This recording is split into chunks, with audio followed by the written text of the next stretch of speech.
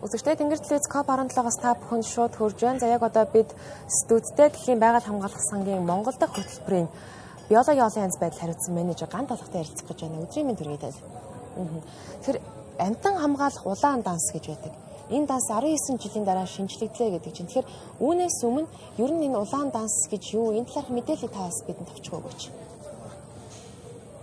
Олон улсын Дайн дэлхийн байгаль хамгаалах холбоо гэдэг маш том байгаль хамгаалах байгууллага гэдэг. Англиар бол IUCN гэдэг. Энэ байгууллага маань дэлхий дээрх ургамал амьтан бусад амьд организмын зүйлүүдийг устдах эрсдлийн үнэлдэг байгаа. Дэлхийн хэмжээнд үнэлнэ мөн бүс нутаг юм уу тухайн улс орны хэмжээнд үнэлдэг юм байна. Монгол орны хувьд 2006 онд хөгтөө амьтан, хоёр нутагтан, мөлхөгч, загас гэсэн ангиудын амьтдын үнэлгээг хийсэн. Тэр нь анхдагч үнэлгээ болсон. Харин 2025 онд буюу өмнөх түрүү жил Дэлхийн байгаль хамгаалалт сангаас санаачлаад бусад судлаачид баг бүхий л судлаач байгаль хамгаалах шинжилгээ ухааны байгууллагуудтай хамтарч дээр хүнлэгийг дахин хийсэн байгаа.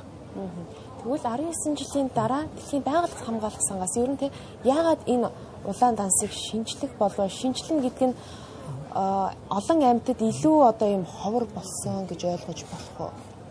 Яг шууд тэгж ойлгож болохгүй. Гэхдээ тэгсэн. Ер нь бол ховордлын устдах эрсдэлтэй амьтдын тоо нэмэгдсэн байгаа энэ үнэлгээгээр. Энэ үнэлгээ нь амьтыг устдах эрсдлийн үнэлдэг юм байна. Улаан данс гэдэг. Тэрнээс яг ховор гэдгийг үнэлэхгүй. Улаан ном маань Монгол улсын хуулиар ашиглагддаг улаан ном маань ховордлын зэргийг үнэлдэг. Нэг ховор элбэг гэсэн 3 ангилалтай. Энэ улаан данс маань 10 ангилалтай байдаг. Устдаж байгаа, устдах аюултай, ховордож болзошгүй гэх мэт ангиллууд байдаг. Эдгээр ховордож болзошгүй хүртэл ангил нь бол ер нь бол Монгол улаан номны нэг ховортой үүсгэх ангил. Тэгвэл энэ шинжилгээр хитэн зүйл амьтны ер нь шинжилсэн бэ? Та илүү дэлгэрэнгүй мэдээлэл. Нийт хөгтний ангиас 141 зүйлийг одоо үнэлсэн байгаа. Хоёр нутагт нь 7 нутагтан зүйл 25 мөлхөгч амьтны зүйл 76 загасны зүйлийг бол үнэлсэн байгаа. Энэ үнэлгээгээр ер нь бол энэ устдах эрсдэлтэй амьтын тоо одоо бага зэрэг нэмэгдсэн. Хэд их биш. Гэтэ бага зэрэг. Жишээ нь хөгтөө амьтны хувьд гэвэл 3 зүйл бол устдах эрсдэл нэмэгдсэн. Бас сайн үр жишээнэр байгаа.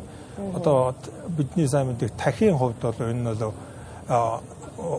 устдах аюулд орсон буюу critical endangered гэсэн үнэлгээтэй байсан бол одоо endangered болсон.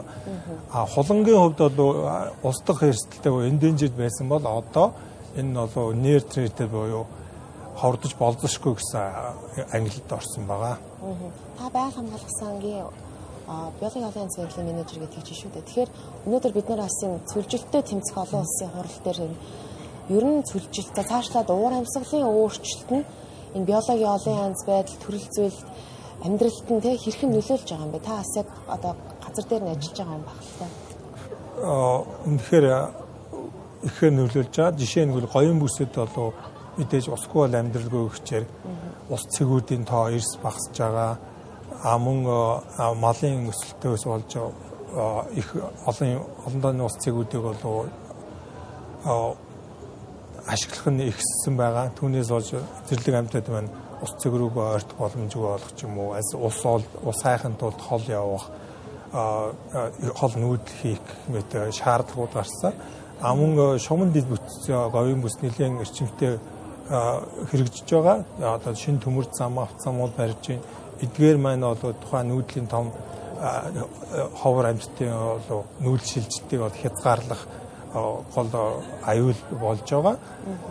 Энэ аюулыг буруулахын тулд тухайн шугамн дэд бүтцүүдийг зэрлэг амьтанд ээлтэй гарц гарам хашаалтаа барих шаардлагатайгаа.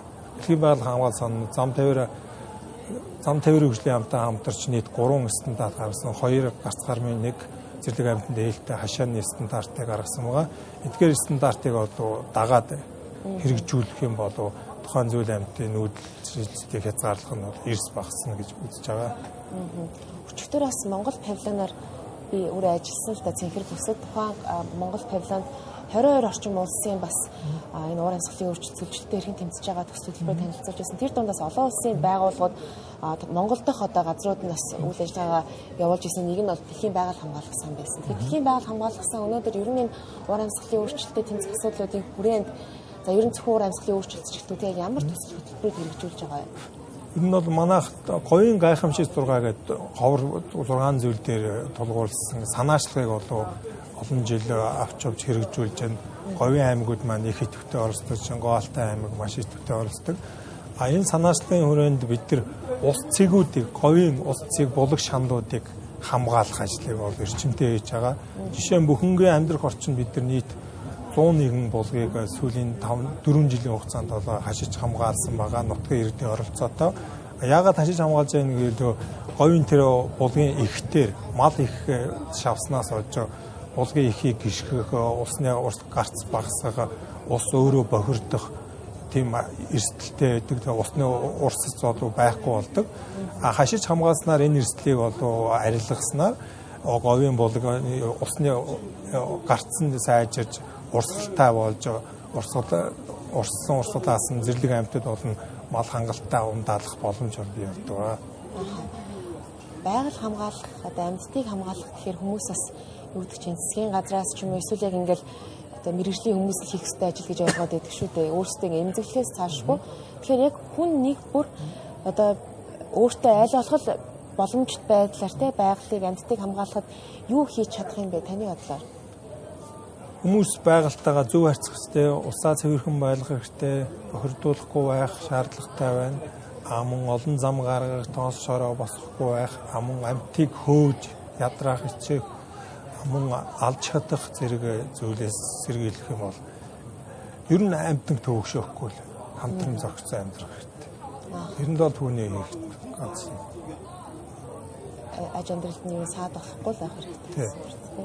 Өчигдөр бас яг тэр Монгол павильоноор ер нь холбогдох экспертүүд эрх баригчид хэлжсэн л та. Гадаргын усны асуудал гээд одоо олон улсыг өнөөдөр бас ирж байгаа энэ гадаадын зочид иргэд төлөөлөгчдийн өчигдөр бас хурлын үеэр цэвэр усны талаар хэлэлцлээ. Гэтэл манайх шиг ийм цэвэр усаараа машина хүртэл угаадаг газар ер нь бол их ховор болсон гэдэг жаа. Тэгэхээр ер нь энэ сум бүр дээр хөв цөөрөн байгуулах асуудал өөрөө ер нь хэр боломжтой юм бэ? Уугын тийм санаачлаг гаргасан гэдэг байгаа. Гэтэ яг өнөөдрийн байдлаар яг хичнээн хөв цөөрөнтэй болчихсон ба. Хэрвээ хөв цөөрөн байгуулчих юм бол одоо ан амьтдад чөлтөөр хүн амьтны тэгээ өдөр тутмын амьдралд хэр хэрэгтэй юм бэ?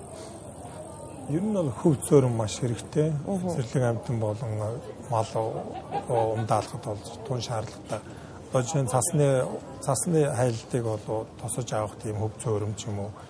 Тэр нь бол удаан хугацаагаар тэнд усаа хадгалах боломжтой. Тэгснээр зэрлэг амьтад ундаалах, мөн мал хүн ундаалах бүрэн боломжийг бий болгодог байгаа.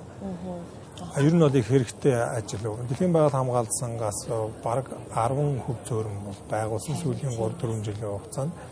Жишээ нь ирвэлсийн амьдрах орчинд яг л уултаа болохоор устаа газар мал ихээр байршиж бэлчээлдэг байгаа. Энэ ягчлыг багасгахын тулд бид нэр тухайн уулын бэлд ч юм уу хөв цөөрөн байгуулж нэлээд идэг байгуулсан байгаа.